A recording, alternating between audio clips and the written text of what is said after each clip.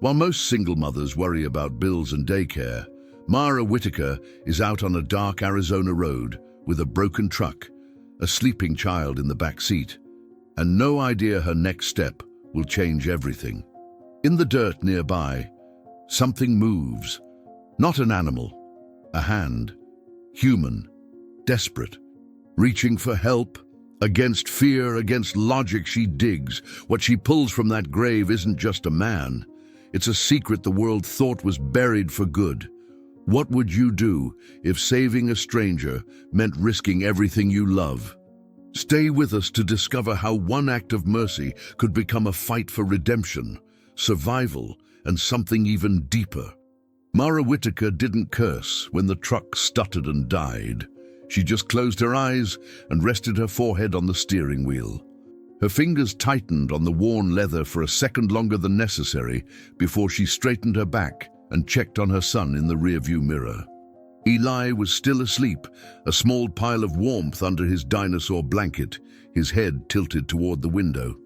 The dashboard was dark, and when she tried the ignition again, the engine only coughed once before giving up entirely. She glanced at her phone. No signal, no bars, not even a flicker. Of course, they were halfway between nowhere and nothing, on a road no one drove unless they were lost, drunk, or hiding something. She sighed, left the key in the ignition, and got out of the truck.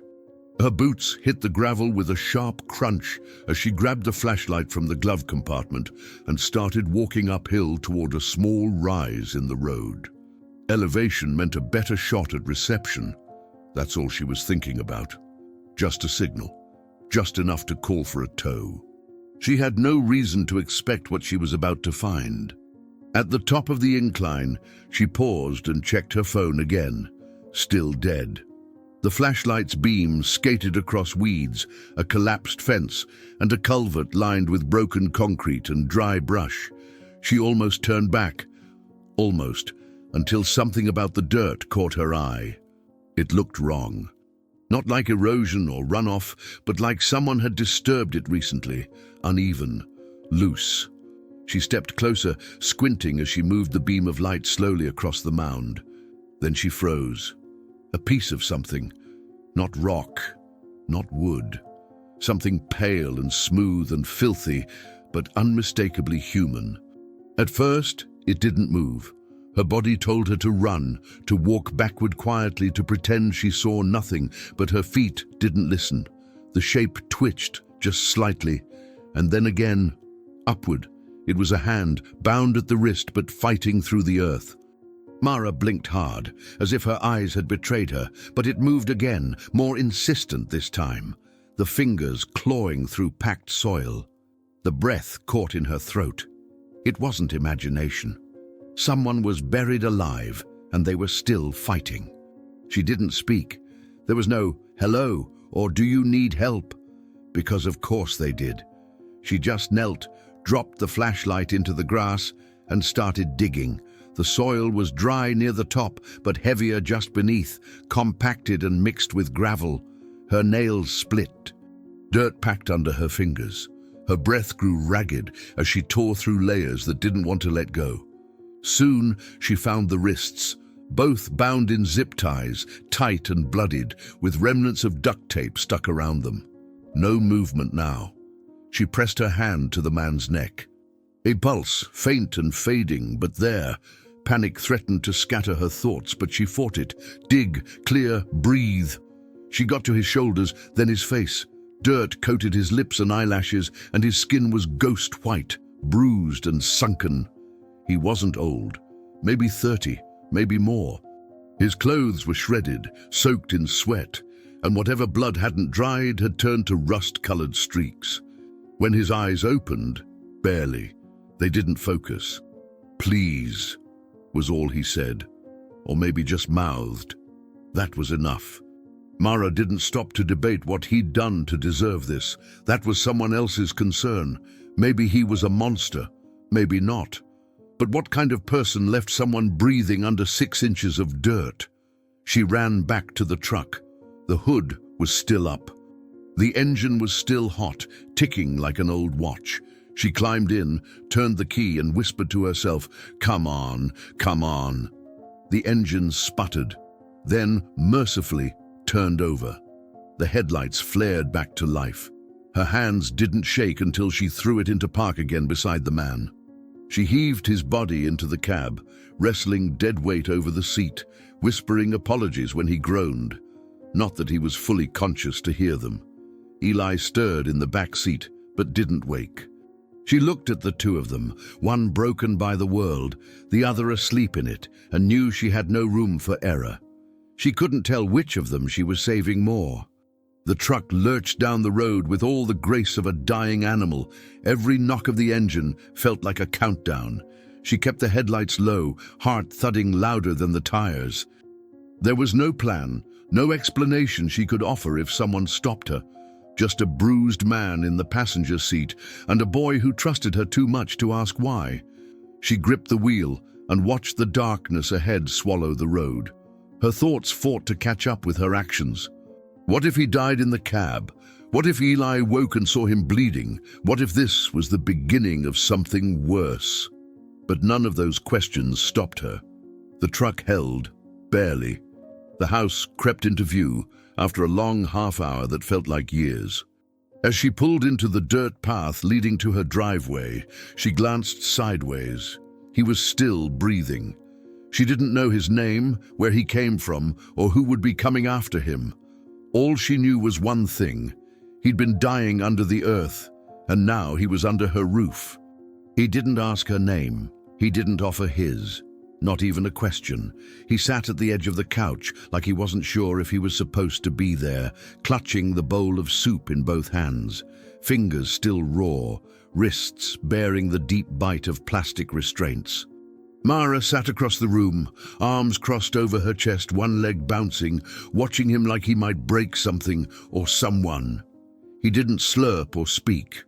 He just ate in careful, measured spoonfuls, and between them, his eyes drifted to the door, to the hallway, then to the child. Eli sat on the floor with a box of broken crayons and printer paper, his favorite toys when there was nothing else around. The man watched him, not in amusement or with softness, but like he didn't know what a child was supposed to do, or how to respond to the strange sound of joy that sometimes escaped from him. When Eli slid a drawing across the floor toward him, a clumsy blue house, 3 stick figures standing in front, the man blinked slowly, but didn't reach for it. He just looked at it and kept eating. Mara's hands trembled when she refilled his water. It wasn't fear exactly, it was calculation. She couldn't place the man. He had the body of someone used to control, the posture of someone who hated being helped, and the eyes of someone who had seen too much to ever rest. She cleaned the gash on his shoulder without asking permission, cutting away the bloodied shirt sleeve. He didn't flinch when she touched the wound, but his jaw tensed like stone. "This'll sting," she said, before applying the antiseptic, even though she didn't need to. He didn't respond, didn't nod. He just sat still while she wrapped the gauze, hands steady now, breath even. After she was done, she stepped back, unsure what to say or whether she should say anything at all. He finally looked up at her, not like a man grateful for being saved, but like someone trying to decide whether he was still alive, and if that was a good thing. There was no script for this situation. She didn't know what was expected of her now. Nurse, jailer, accomplice. She couldn't very well throw him back into the desert, not after what she'd seen. But keeping him here, in her house, with her son just a wall away, that felt like balancing on a knife. And yet, there was no threat in his silence, no twitch of danger in his movements. He just sat there, letting her clean him, feed him, ignore him, whatever she needed to do to make sense of the impossible. And Eli, as if sensing something she couldn't, had already accepted the man's presence as part of their evening. "He's quiet," Eli had whispered to her once when they'd crossed in the hallway, "like the dog I saw in the storm." She hadn't known what to do with that.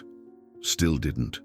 But something about the way the man had looked at her when she brought him a second bowl, with a kind of stillness that wasn't empty, made her sit down in the armchair without running through her usual mental alarms. For now. Later, she sat at the kitchen table, flipping through channels without paying attention. The news was background noise. She was thinking about how long he could realistically stay. Whether she should try to call someone, though who she didn't know. The hospital would ask questions. The police would ask more. And the idea of explaining that she'd pulled a half-dead man out of the dirt like a buried secret. She hadn't even begun to find the words. Then the image came on screen. She didn't see it at first. She was stirring her coffee. But the voice, that name, made her freeze. The TV anchor's voice was flat, but the headline did all the screaming. Vincenzo Romano, crime boss presumed dead. His photo appeared. Same face, clean-shaven, suit and tie, slicked back hair. But it was him. It was the man in her living room, now with a blanket over his shoulders and a drawing at his feet. The breath left her lungs. She turned, slowly. The room was quiet. He hadn't moved. His eyes were open, watching her. There was no surprise in his face, not even denial, just acknowledgement. Not guilt, not pride, just the weight of being known again. She looked at the TV, then back to him, then turned it off. Silence stretched between them, thicker than before. Eli had wandered off to his room, humming something out of tune, completely unaware. She didn't speak. Neither did he. There were questions between them, but they didn't belong to the moment yet. Instead, he looked down at the drawing again, the blue house, the stick figures, and then up at her. The look was simple, but it changed everything. It wasn't fear or warning. It was understanding, recognition, of what she now knew, of what she hadn't yet decided to do. He didn't offer his name, and she didn't ask.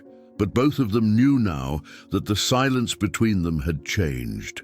It wasn't just quiet anymore.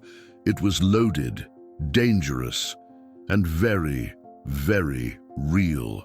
The name hung in her mind like a sentence waiting for its verdict. Vincenzo Romano. She hadn't said it out loud, not even once, but now she had a name to attach to the man eating soup in her kitchen, bandaged up and walking a little straighter every day. It didn't sound real, not when he was hauling broken fence posts out back or rinsing dishes beside her in silence. Not when he asked nothing, expected less, and still brought in firewood without being told. Yet the name came with weight. It was there in the news segments she avoided now. In the unsaid question hanging in the hallway whenever their eyes met. She had seen what he looked like when nearly dead, when his breath was thin and his skin was grey. Now, every trace of life he regained made that contradiction louder. That a man like him, a man whose name lived on federal watch lists and whispered threats, now moved through her modest home like he was borrowing space from ghosts. And still, despite everything she knew, despite every reason to lock every door twice, she found herself leaving the windows cracked open. He never offered apologies, but he didn't offer lies either. There was something maddening about how normal he tried to be. When the back gate broke, he fixed it without asking. When Eli spilled water, he mopped it up without a word. He didn't talk to the boy, not directly, but he watched him, with something that wasn't warmth but wasn't empty either. Like curiosity had taken root where instinct once ruled. Mara noticed it the day Eli dropped a cup and flinched hard. Not from fear of her, but from something deeper. Vincenzo had paused, eyes narrowed, not at the sound but at the boy's reaction. He'd looked at Mara for a long moment, then quietly walked away. That night, the man who once had no name brought Eli a repaired crayon box with tape holding it together. He didn't say it was from him, but Eli knew. Kids always know. The next day, Eli gave him a drawing, 3 stick figures in front of a wonky house with "us" written in shaky letters. Vincenzo stared at it for so long, Mara thought he hadn't understood it. But he had. That was the problem. Mara saw the change in him in little things. He started putting his shoes by the door like he intended to stay. He waited for her nod before turning on the coffee pot. And when she handed him his pain meds without a word, he didn't thank her. He just held her gaze long enough to make her forget how to breathe. He wasn't a man softened by kindness, not naturally, but he wasn't resisting it either. It was as if he was waiting for it all to collapse, and until it did, he'd play along. Mara didn't lower her guard completely. She still kept the rifle loaded under the sink. But something about watching him help Eli tie his shoelaces, both of them frowning at the laces like they were bombs, made her chest ache in ways she didn't expect. She caught herself wanting to know who he'd been before he became someone buried alive. But the truth was, she wasn't sure she wanted the answer. Not yet, maybe not ever. She tried to explain it to herself once, late at night when sleep refused to come, that maybe there were pieces of good in bad men, or maybe the world just wasn't as clean-cut as people like to pretend. She'd lived long enough scraping by to know that survival didn't always come from the right choices. Sometimes it came from the necessary ones. And keeping him here, feeding him, stitching him back together, watching him slowly engage with Eli like a man watching the surface of water for the first time, that felt like something necessary. Not safe, not smart, but deeply, stubbornly human. There were still things she didn't ask, like why someone had wanted him dead, like how many people had suffered because of him, but the house didn't feel heavier with him in it. It didn't feel invaded. It felt balanced. In its own crooked way, she hated that it made sense. It was near midnight when the car pulled up. Mara was already awake, folding laundry on the couch. The headlights shut off without anyone stepping out. No sound followed, no knock, just a presence. She didn't call the sheriff. She didn't look out the window. Instead, she glanced toward the kitchen where Vincenzo had just rinsed a dish and stood motionless, like he'd felt it before she even heard it. He walked past her without a word, the limp in his step more visible now. When he reached the window facing the road, he sat down slowly on the edge of the chair beside it. He didn't draw the curtain, didn't pick up a weapon, just sat, waiting. Not with panic, not with fear, with a knowing kind of stillness, like he understood exactly who or what might be out there. Mara didn't ask. She folded one more shirt. The window stayed open until the first light of dawn. The first time Derek showed up, he didn't knock. He just leaned against the front door frame like he still belonged there. Mara opened it halfway, already regretting it. His eyes were bloodshot, shirt rumpled like he'd slept in his car, and the stink of alcohol clung to him like smoke. Eli was outside, somewhere behind the barn, and she didn't want him anywhere near this. "What do you want?" she asked, arms crossed, not moving from the door. Derek's smile was the same one he always used when he wanted something, the forced charm, the calculated vulnerability. "It's been months, Mara," he said. "I just came to see my son." She didn't reply. Inside the house, Vincenzo watched from the hallway, quiet, still, invisible. His eyes were sharp, narrowed, not threatened, just assessing. Derek noticed the figure in the shadow, and his body language shifted just slightly. "You got company?" he asked, smirking. "New boyfriend? Didn't know you were the charity type." Mara didn't flinch, but she didn't smile either. "You should go," she said, "before I call someone sober." Derek left with a shrug, but there was a twitch in his jaw that promised he wasn't finished. The next day, Derek returned, this time sober. Clean shirt, cold eyes.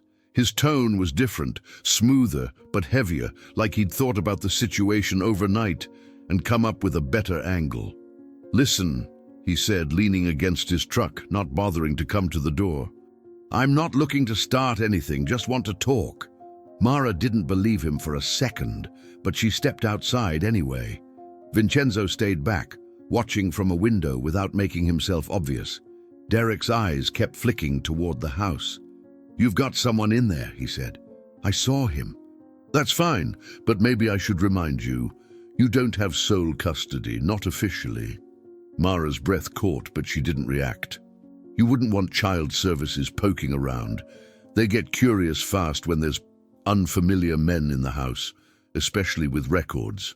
That was the moment she realized Derek wasn't just bluffing, he was probing, fishing for something. Maybe he didn't know who Vincenzo was, not yet, but he knew enough to make her life miserable. She stepped closer, voice low. You come near Eli again without a court order, I swear to God I'll bury you myself. Derek didn't blink, just smiled. You sure that spot isn't taken already? By late afternoon, Mara was pacing. Every worst-case scenario spun in her mind like a carousel she couldn't stop. Derek was never good at letting go, and worse when he felt out of control. Her phone sat uselessly on the kitchen counter. She hadn't dared look up Vincenzo's name online again. Seeing it once had been enough. Murder, racketeering, disappearance. And now, he was folding Eli's laundry like it was the most natural thing in the world. He's going to dig, she said finally. Vincenzo looked up. Your ex. He'll find out who you are. He'll use it. Vincenzo nodded once, not surprised. He already suspects. He said it like a fact, not a concern. That's what scared her. You don't look worried. He paused. Because worry wastes time, and we don't have that luxury anymore. She wanted to scream at him, at Derek, at the twisted logic of the situation. But the truth was, she wasn't sure who posed the bigger threat anymore. Derek had Eli's name on a birth certificate, but Vincenzo had people trying to finish what someone failed to do in the dirt. And she had both of them under the same sky, too close, too real. When the knock came that night, it was different, measured, precise. Mara opened the door half an inch and paused. Two men in plain clothes, but too clean, too polished. They didn't flash badges.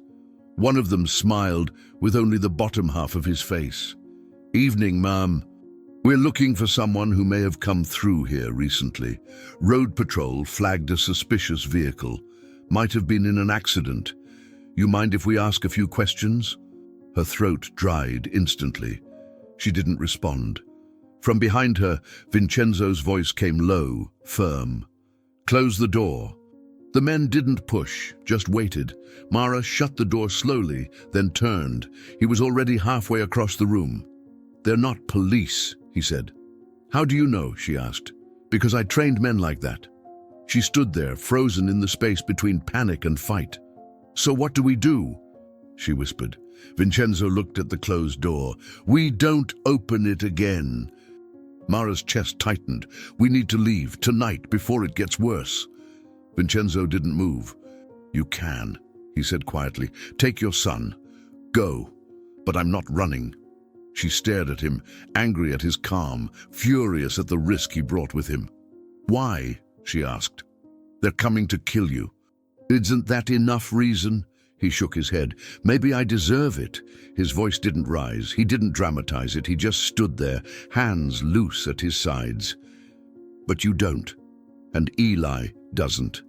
She took a breath to argue, but stopped. It was the way he said you, the way he said Eli. Not like names, but like something he wasn't sure he had the right to include. And yet, he did. For the first time, he had. Maybe I deserve what's coming, he repeated, softer this time.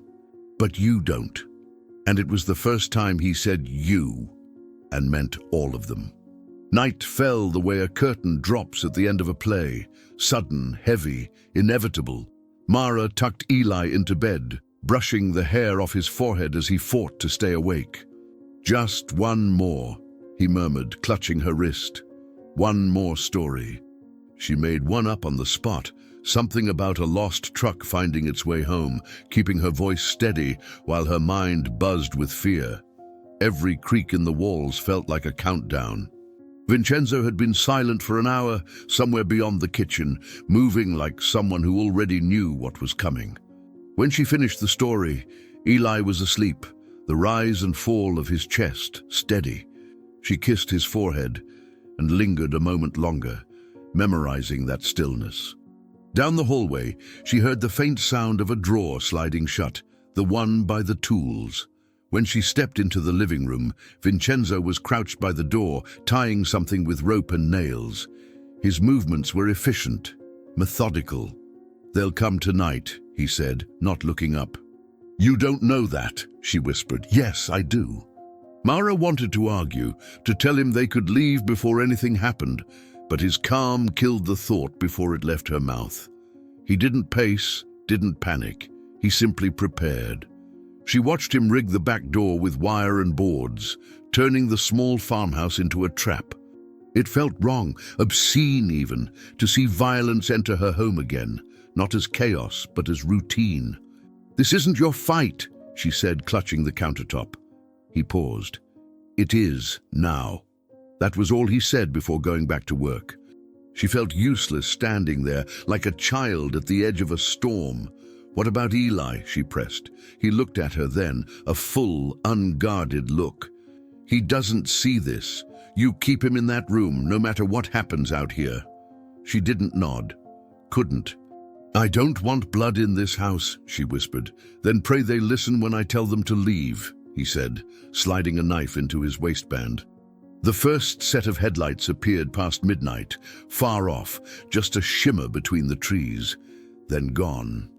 A few minutes later, the sound of gravel under tires, deliberate, slow. No high beams, no chatter. Professional. Mara's breath caught. Vincenzo didn't move from his position near the front door. "Go," he murmured. She hesitated. "Go," he repeated, sharper this time. She moved fast, back to Eli's room, shut the door quietly, and slid down to the floor beside his bed. The air felt like it was holding its breath. Outside, footsteps whispered through the yard. Then, silence. Long, unbearable silence. She pressed her palm against the floor, feeling the faint vibration of movement downstairs. One voice, low, then another. Then the sound, sharp, immediate, a crash, wood splintering. She covered Eli's ears as the house erupted. There weren't many shots, but everyone sounded final. Not chaos, precision. One by one, followed by a grunt, a thud, then nothing. Between bursts of violence came quiet that was somehow worse. Eli stirred, murmuring something in his sleep.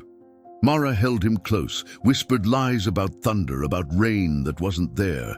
Minutes stretched into an hour that felt endless. Then footsteps again, heavy, dragging. A door opened somewhere. She reached for the drawer by the bed, the one with the small revolver she'd kept for years, and aimed it at the shadow under the door. But when it opened, it was him, Vincenzo. He stood in the doorway, one hand pressed to his side, the other bracing the frame. His breathing was uneven, but his eyes were steady. "It's done," he said. Mara rose, trembling, not sure whether to thank him or curse him. "You're bleeding," she said, crossing to him. "Some of it's mine," he said, almost dismissive. "Some isn't." He sank to his knees before she could stop him, blood dripping onto the floorboards. She caught him by the shoulders. "Hey, look at me." His focus wavered, then settled on her. There was no bravado left in him, no violence, no pretense. Just a man at the edge of whatever redemption looked like for people like him. "You shouldn't have stayed," she said. He smiled faintly, a ghost of the man he used to be. "You'd have done the same." She didn't answer. She tightened her grip, keeping him from falling sideways. His hand found hers, weak but deliberate. "Eli," he said quietly, as if to make sure she'd check on the boy. "He's safe," she said, voice cracking. "Because of you." When she said his name, it wasn't an accident. It wasn't anger. It was the first time she'd ever said it out loud. Vincenzo. The sound of it made him flinch, then soften. He closed his eyes, exhaling slowly, his weight leaning into her. "You shouldn't have said it," he murmured, almost smiling. "Too late," she said, tightening her grip on his hand. "You're not alone anymore." He didn't answer, just nodded weakly, his breathing slowing but steady. Outside, the night was quiet again. No headlights, no engines, just the kind of silence that comes after survival. She looked at him, bloody and broken, and realized something terrifyingly simple. She'd made her choice, not as a savior, not as a fool, but as someone who decided to stay. It started with a loose panel. Mara hadn't gone into the basement looking for secrets. She had gone down to fix the water heater, annoyed at the persistent leak. But when she moved the old crates aside, the wood beneath her fingers shifted in a way it shouldn't have. She paused, pressed again, and the panel lifted, not naturally, but like it had been meant to come off. Behind it, wrapped in an old canvas sack, was a metal box. Heavy, locked with nothing more than a simple clasp. She carried it to the workbench, hands trembling. Part of her wanted to put it back, to pretend she hadn't seen it. But the months of fear, of unanswered questions, of watching Eli grow attached to a man wrapped in shadows, it all led here. She opened it. Inside, bundles of money, thick and foreign. Passports, with different names but the same face. Letters, all addressed but never sent. And documents, too many. Photographs, police reports, locations, wire transfers. Enough to bury someone or burn the life they'd been trying to build. She stood there for a long time, unable to breathe. This wasn't just a past. This was a plan or an escape. She waited until Eli was asleep before she brought the box upstairs. The floor creaked under her feet like it too disapproved of what she carried. Vincenzo was in the kitchen, washing dishes as if he hadn't once been buried alive by the people now chasing him. As she entered, he looked up, immediately reading the weight in her expression. "You found it," he said simply, drying his hands. She didn't respond, just set the box on the table, opened it, and stepped back. "How long were you going to stay before using this?" she asked, her voice brittle but steady. He looked at the contents, then at her. It wasn't meant for this place. It was from before. She shook her head. "Letters to who? Plans to where? And these?" She pointed at the photos and documents. "This is evidence. You've been keeping it here." "In my house." He didn't flinch. "I thought I was done running. I thought maybe I could burn it, eventually." She laughed, a sharp, disbelieving sound. "And yet, here it is." He pulled out a chair and sat, hands folded, like he was at confession. "I didn't come here by choice, you know that." She crossed her arms, her anger simmering just below the surface. "But you stayed. You watched Eli. You made dinner. You fixed my fence. You sat in my living room like you were building something here. Was it real?" Vincenzo met her eyes. "I didn't plan for it to be. That's what scared me." His voice was low, without performance. "Every time I thought about leaving, I'd look at him. At you. And the box would stay where it was." Mara swallowed hard. "You were going to disappear again, like smoke, without saying goodbye." He didn't deny it. "It's what I've always done. Vanish before the people I care about get hurt." Her voice rose. "You think that helps? That leaving first protects anyone? You think that wouldn't break Eli all over again?" Vincenzo stood then, but slowly. There was no menace in his movement, just exhaustion. "I can go, now, if that's what you want." Mara stared at him, heart pounding in a rhythm she didn't understand. "I didn't say that." He tilted his head slightly. "But you don't know what I am." "That's what you're thinking." She didn't correct him. Instead, she looked at the box again, the weight of it, the ugliness, the truth. "Eli likes you," she said finally. "I do too, but I don't know what you are." Vincenzo didn't flinch. "I'm someone trying to be something else." The room felt heavier with that sentence, like it had settled into a space neither of them could ignore. "I don't know if I believe that," she whispered. "I don't blame you," he replied. "I don't even know if I believe it yet."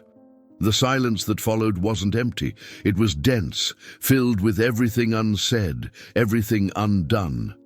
Mara looked at him, at the man who had come into her life from beneath the earth and hadn't once asked for sympathy. Only space to try. "You could have burned that box," she said. "I thought about it," he replied, "but part of me thought maybe someone should know, just in case I didn't get to explain it myself." That admission cut deeper than anything else. She stepped forward, not closing the distance completely, but enough to let him see she hadn't turned away. "We don't have to understand everything," she said, almost to herself. "But maybe that doesn't mean we stop trying." He nodded, something soft in his expression. They stood like that, in the basement now, near the hidden panel where the box had once been, beside the ghosts that hadn't yet decided if they'd let them go. Vincenzo didn't tell Mara he was going to do it. He didn't ask for permission or discuss it over coffee. He simply drove into town, walked into the sheriff's office, and handed over the name of the man who'd buried him alive. There were no lawyers, no press. Just a low, cold exchange with the local sheriff and a stack of documents that proved everything. Dates, accounts, shipments, death orders. The condition was simple. Full immunity was off the table, he knew that. But he didn't want protection or a second life in a federal safe house. All he asked was that his name be erased, from arrest warrants, from headlines, from history. "I don't care what you write in the files," he told the sheriff. "Just make sure the boy doesn't grow up Googling my face and finding blood." The sheriff, an older man with his own worn-out war stories behind his eyes, stared at him a long moment before sliding the papers across the table. "You're sure?" Vincenzo nodded. "Let him be proud of who he knows, not haunted by what he finds." The deal wasn't clean, but it was honest. Back at the farmhouse, Mara was folding laundry when the knock came. She tensed immediately, drying her hands, half expecting sirens behind it. But it was just the sheriff, in uniform, holding a manila envelope. "I'm not here to arrest anyone," he said quickly, "just delivering what was asked." He handed her the envelope, tipped his hat to a confused Eli, peeking from behind her legs, and walked back to his truck. No lecture, no questions, just silence, like it was all sealed off behind that handshake. Mara opened the envelope on the kitchen table. Inside, a notarized document from the State Records Bureau confirming the erasure of Vincenzo Romano's criminal profile. A new name wasn't offered, because that wasn't part of the ask. There would be no alias, just nothing. A blank space where a legacy once lived. She stared at it for a long time. Eli tugged at her shirt. "Is it about Vin?" She nodded slowly. "Yeah, it's about Vin." Her son smiled like that explained everything. For him, maybe it did. That evening, while Vincenzo was out by the barn hammering a new beam into place, Mara took out the can of blue paint she'd bought 2 months earlier but never used. The front door was chipped and dull, the kind of thing she always told herself she'd fix when things calmed down. But things never calmed down until now. She unscrewed the lid, dipped the brush, and began. The color was soft, not flashy, but unmistakable. It was the kind of blue that made things look cleaner, newer, even if they weren't. She didn't ask him if he wanted it. She didn't need to. This was her home, and this was her answer in her own way. When she finished, she stepped back and smiled. For the first time in a long time, the house looked lived in, not just survived in. Later that night, while Mara washed up and Vincenzo sat quietly with a mug of tea he hadn't touched, Eli tiptoed outside with a piece of chalk. The driveway gravel crunched under his shoes, but no one stopped him. In front of the newly painted door, on the concrete step, he knelt down and began to write. His handwriting was clumsy, the letters uneven and crooked, but he didn't hesitate. When he was done, he looked at it for a moment, proud. Then he went back inside, climbed into bed and fell asleep faster than usual. No monsters tonight, no bad dreams, just the chalk dust still on his fingertips. Mara noticed it first when she stepped out to close the porch light. She stood there for a long time, staring at what he'd written. 3 words, childlike, certain. Vin lives here. The next morning, Vincenzo saw it. He didn't say anything at first. He just stood there barefoot, still blinking the sleep from his eyes. Mara watched from the kitchen window, half expecting him to scrub it out, pretend it wasn't meant for him.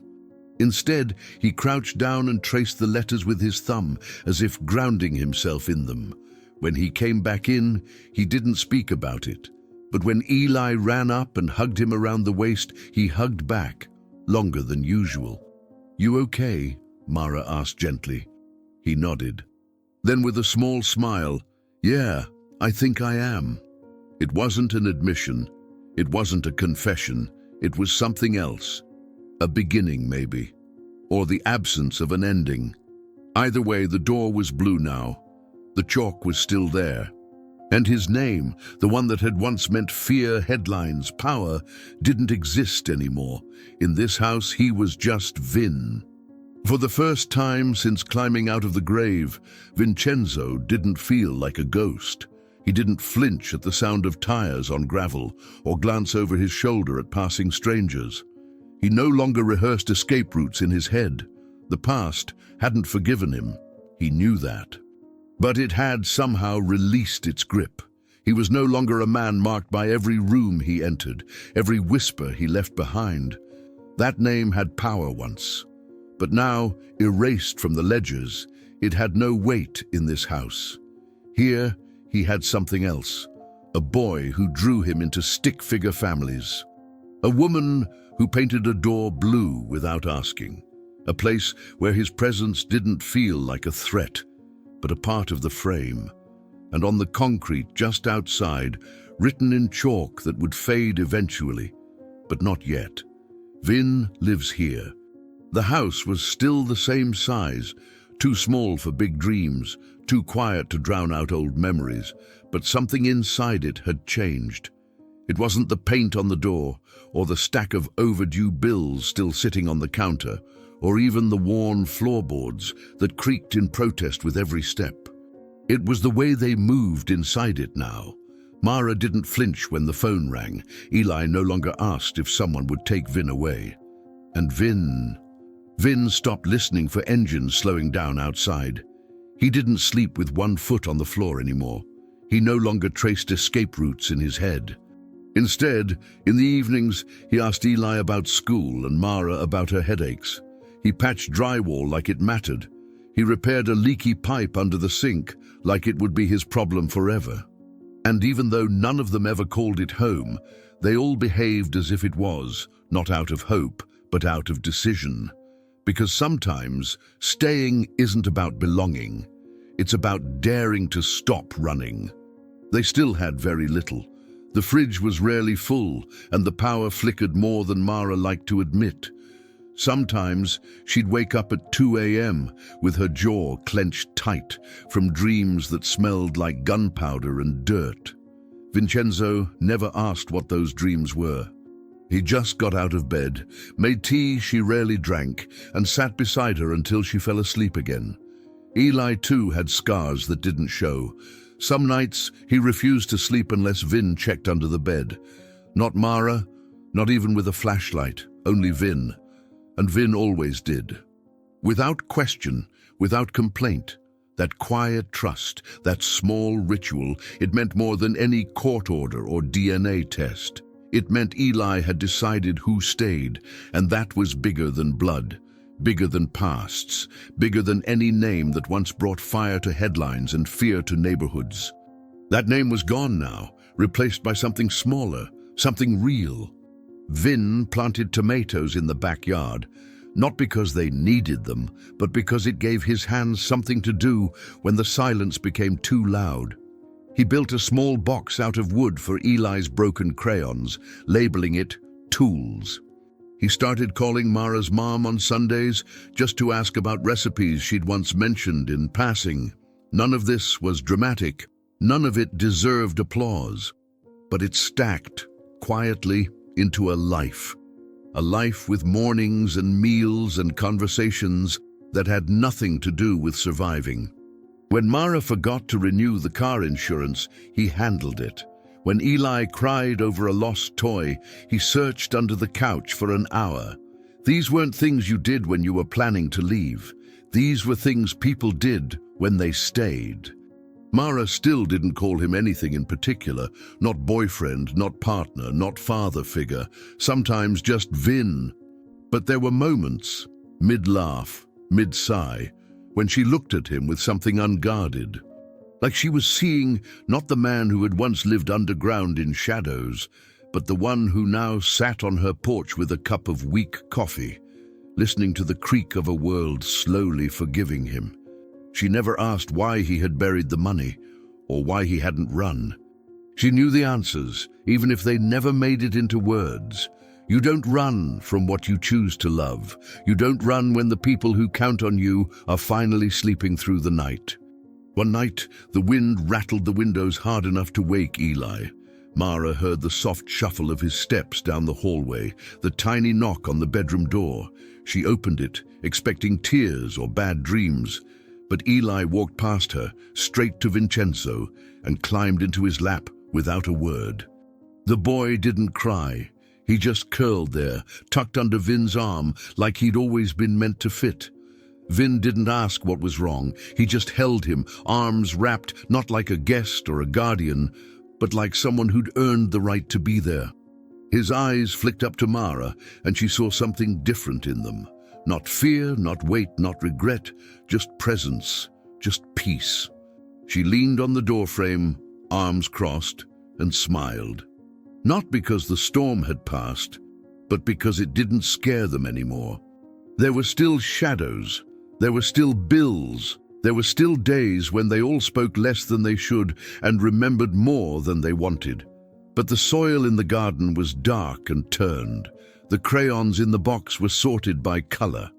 The door was blue and the chalk had faded, but the message remained, because sometimes the bravest thing a man can do is not disappear, not vanish into myth or headlines, but stay.